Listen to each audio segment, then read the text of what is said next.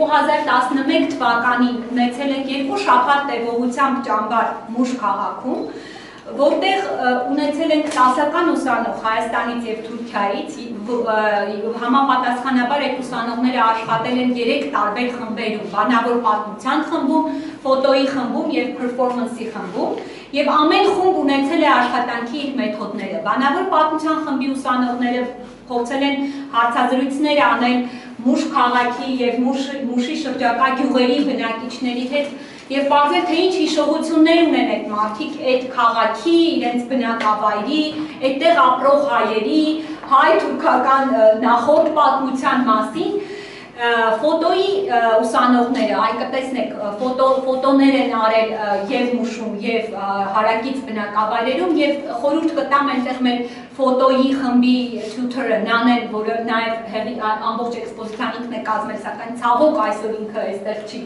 բացակայելու էր մեկ օրով քաղաքից, ինքը նկարագրել է, թե իրենք ինչպես են աշխատել և ինչ բարդություններ են ունեցել, կարող եք կարդալ, գրքում էլ կա դրա մասին,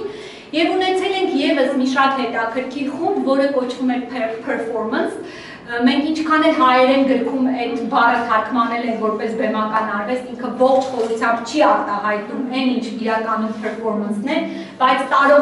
համարժեք տարողունակության բառ չկարողացանք գտնել հայերենում։ Համենայն դեպս performance-ի խումբը շատ հետաքրքիր մեթոդով է աշխատել, մեթոդը հետևյալն է, իրենք ամեն օր գնացել են դաշտ և դաշտուց եկած պատմությունները, ինչպես նաև այն ամենը ինչ տեսել են, հետո փորձել են performance-ի միջոցով պատմել մյուսներին։ Դաշտ ասածը մարդիկ ում հետ զրուցել են, ում հետ հարցազրույցներ են անցկացրել, այն բոլոր վայրերը, որտեղ այցելել են և տպավորություններ են ստացել, այն ամենը performance-ի պարագայում, ինչ իրենց առօրյա շփումն է եղել Մուշի և Մուշի բնակիչների հետ մենք կոչում ենք դաշտ, և գիրքն էլ համապատասխանաբար ունի 3 առանձին բաժին, մեկը էսսեներ են գրված բանավոր պատմության խմբի ուսանողների կողմից, երկրորդը ֆոտոյի խմբի ուսանողների աշխատանքի արդյունքն է,